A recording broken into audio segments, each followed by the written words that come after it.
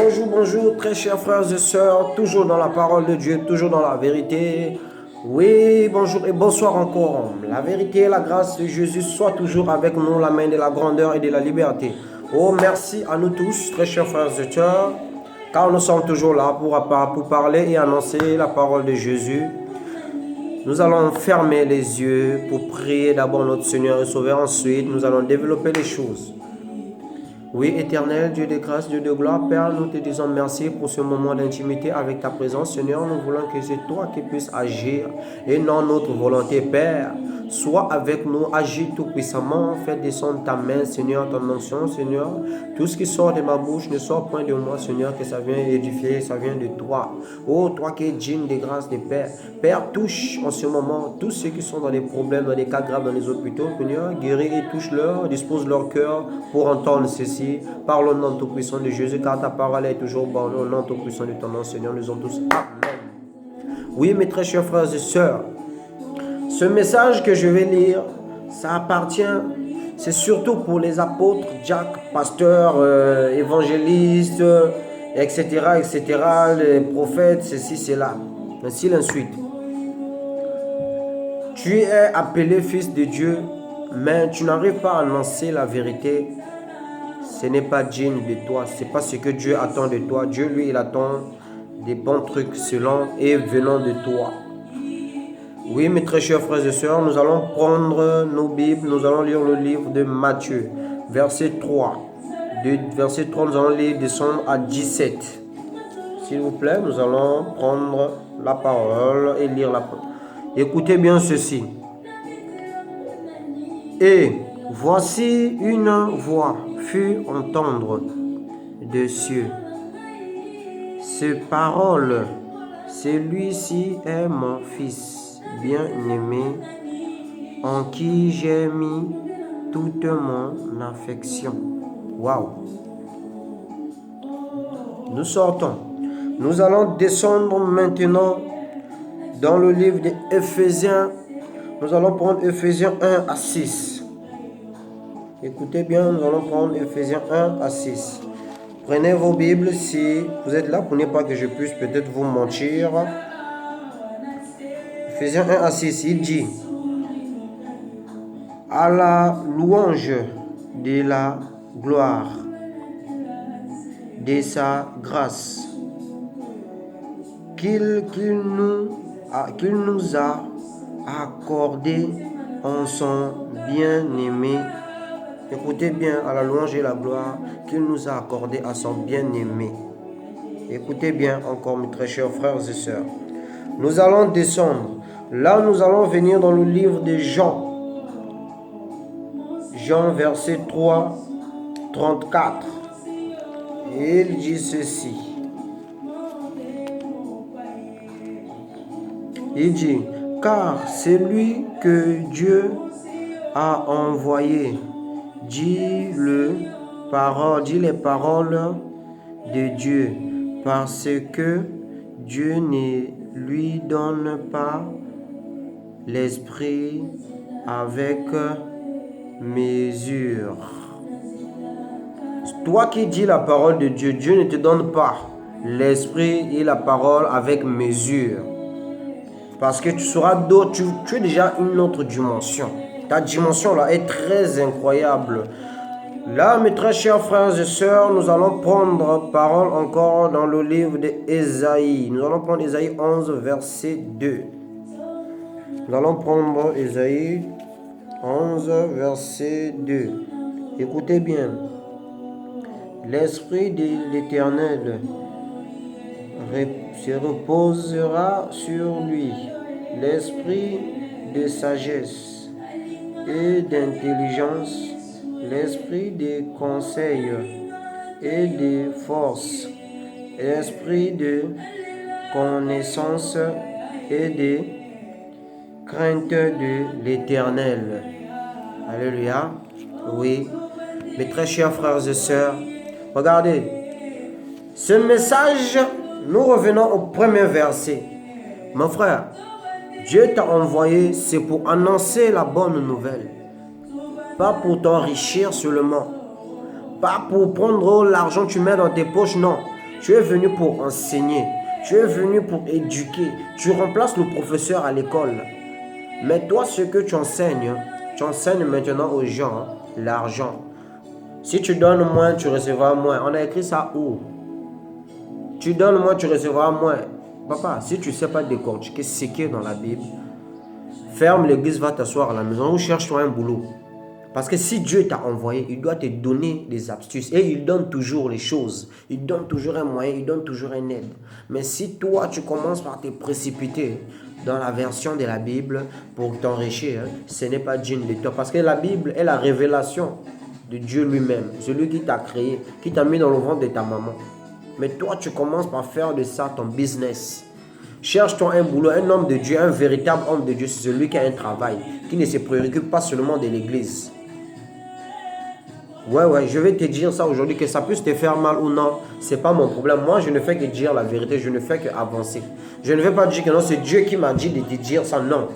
Je dis ce qu'on a écrit ici, ce qu'on a décortiqué, c'est ce que je sors pour dire. Et nous allons encore revenir, Seigneur, nos frères et sœurs. On t'a envoyé pour éduquer les âmes. Ne t'étonne pas dans ton église sans de fuir pour aller dans d'autres églises, parce que là-bas, on annonce la bonne nouvelle, là-bas, on éduque. Toi, au lieu de conseiller tes fidèles, ce n'est pas ton problème. Tu annonces les prophéties toujours à ceux qui ont l'argent. Ce sont eux tes amis. Si tu n'as pas l'argent, il n'y a pas de prophéties. C'est ce qui se passe dans nos églises. Le pasteur, s'il vient te voir à tout moment, il te dérange au téléphone, il faut savoir. Toi, tu as l'argent. Tu es son meilleur ami. Tu lui gives toujours quelque chose. C'est là où il se sent à l'aise. Mais très chers frères, hommes de Dieu, ce n'est pas digne ce que nous faisons.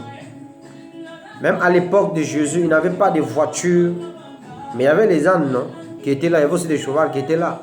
Mais pourquoi lui, il n'avait pas montré aux gens, voici, comment dirais-je, ces troupeaux-là, ça m'appartient. Il montait sur un petit âne. Il montait sur un petit âne. Mais toi, homme de Dieu, tu nous montres la collection de tes voitures de grandes marques. Attends, je ne sais pas si tu étais un mannequin avant de rejoindre le travail de Dieu. Tu commences encore à exercer ça dans le travail de Dieu. Ce n'est pas digne, mes très chers frères et sœurs. On t'a envoyé sur la terre pour annoncer la vérité et non pour blaguer. Annonce la vérité à nos fidèles. Annonce la vérité à nos frères et sœurs. Ne leur prends pas parce que ce sont des fidèles, on t'a nommé brebis, que comme ce sont les moutons, tu veux commencer par leur guider. Toi, tu es un berger. Un berger, c'est celui qui sait guider son troupeau. Tu ne donnes pas tes conseils à tes fidèles. Tu es là, quand au moment où ils ont besoin de toi, tu n'es pas là. C'est toi qui couches avec les sœurs à l'église. Je ne te juge pas, mais je ne fais que dire la vérité. Certaines personnes vont dire non, je ne juge pas. Je ne fais que dire la vérité. Nombreux croient que ce confinement-là, c'est un truc au hasard. Ce n'est pas un truc au hasard. Dieu savait que ça allait agir, non? Qu'on allait bloquer ces maisons, non? Mais pourquoi il te laisse? Toi, en ce moment, tu es en train de souffrir. Tu es en train de subir certaines choses. Dieu a mis l'énième façon de vouloir chicoter une personne. Voilà pourquoi je vais dire à un frère, je m'adresse à une sœur. Si tu trouves que tu es menacé, si tu trouves que dans l'église, l'homme de Dieu a toujours des palabres avec toi, que tu es toujours menacé parce que tu as quelque chose de Dieu en toi, voilà pourquoi ils veulent te cacher. Maman, papa, si tu as le temps de tenir la Bible et d'annoncer la nouvelle, annonce. Ne te sens pas gêné. Car le royaume des cieux appartient aux violents. Quand on dit violent, ce n'est pas seulement braqueur, pas seulement non. À ceux qui arrachent la parole par la force et l'annoncent aux gens. Gagner les armes par force, c'est ce que veut dire cette chose. C'est ce qui veut dire cette parole. C'est ce qui veut dire cette définition. Décortiquer la Bible, c'est un petit truc seulement. Mais il suffit juste d'avoir l'intimité avec ton Dieu. Il suffit juste d'avoir l'intimité avec Jésus. Et Jésus-Christ Nazareth va te le donner. Mes très chers frères et sœurs, ouvrez les yeux. Ne soyez plus bernés. Que le retour de ce confinement-là, l'ouverture. Maman, papa, ils nous ont fermé les yeux. Mais ne baissez jamais les bras. Tu seras persécuté parce que tu vas annoncer la bonne nouvelle. Il n'y a pas de problème. Accepte qu'on te chasse. Ne regrette pas. Ne regarde pas derrière toi. Annonce seulement la nouvelle. Vas-y devant. Ne vois pas ce qui va t'arriver devant. Car Dieu lui-même, il sait ce qu'il a mis. Tu es envoyé de Dieu. Voilà pourquoi on te persécute. Quand tu tiens un micro à l'église, on t'étouffe. Parce que tu es un envoyé de Dieu. Quand tu fais des délivrances souvent à l'église sur des gens, tu vois qu'on t'étouffe. Ne te gêne pas. Rentre encore en intimité avec ton Dieu et tu verras certaines choses. Voilà pourquoi dans les églises, Il y a certains frères et sœurs qui ont, oh, mais moi j'avais l'argent auparavant, aujourd'hui je n'ai plus l'argent. Pourquoi? Mais c'est parce que tu n'arrives plus trop vraiment à rentrer en profondeur. Oh Jésus, merci Seigneur. Rentre en profondeur avec ton Dieu. Sœur, ne soyez pas bernés. L'homme de Dieu qui t'impose les mains là, tu ne connais pas les choses qu'il fait. N'acceptez pas que n'importe qui t'impose les mains. Car la clé de la source de ta chose, l'entrée du Saint-Esprit, toute la connexion est là. C'est là. Quand un nouveau naît, lorsqu'il respire là, c'est là où le Saint-Esprit entre. On ne te montre pas. Il entre, c'est en connexion là avec toute ta vie, tes choses. Là où Dieu te localise, se trouve là. C'est là, tes choses. Un sorcier pour t'atteindre, pour te bloquer, il voit ton étoile, ça traverse tout ça là. Ne blaguez pas. Mes très chers frères et sœurs, ouvrez les yeux. N'acceptez pas n'importe qui puisse t'imposer les mains. Même s'il n'a pas de voiture, oh non, non, maman. Lorsqu'on délivre une personne, ce n'est pas automatiquement, non. Tu viens, tu imposes, tu tiens le front, tu sais ce qu'il a fait. Tu te dis homme de Dieu, vous vous dites homme de Dieu. Je ne vous juge pas, moi-même aussi, y compris, je me mets dedans. Mais mon frère, nous allons savoir respecter certains principes, des choses. Ça ne doit pas te donner un profit de vouloir chercher à draguer, faire la pagaille, vouloir monter tes collections de voitures. Nous, on n'a pas besoin de ça. Nous, on a besoin que tu nous prêches la vérité. Comment nous aussi, on va s'en sortir un jour pour être encore plus loin. Mais toi, tu nous prêches certaines choses qui ne sont pas dignes de ça. Voilà pourquoi moi, je remercie certains pasteurs. Hein. Ce n'est pas que non, je suis fanatique. Non, moi, je suis fanatique que de Jésus. Oui. Mais je sais aussi doser mon histoire des fanatiques. Parce que je ne peux pas dépasser trop des bornes. Parce que je ne peux pas dire à tout moment c'est Dieu, c'est Dieu, c'est Dieu. Dieu ne donne pas les révélations à tout moment. Ça, c'est archi faux. Dieu peut faire des jours et qu'il ne montre rien. Là où tu es, mes très chers frères et sœurs, ouvrez au moins les yeux. Que Dieu nous garde, qu'il soit avec nous. Bonne ouverture de confinement. Soyez toujours dans la prière, dans la parole de Dieu. Car Dieu lui seul que Dieu, qui est la grandeur, la lumière. Au nom tout puissant de Jésus, nous allons fermer les yeux et ouvrir. Ô Père éternel des armées, Dieu de grâce, Père, nous remettons ce moment d'intimité entre tes mains. Protège nos frères et sœurs, guide-leur, sois en eux, Seigneur. Ouvre-leur les yeux. Éloigne tout esprit d'hibernage qui soit toujours dans ta parole, en intimité. Au nom tout puissant de ton nom, Seigneur. Merci Jésus. Oh, merci Jésus. Merci Seigneur.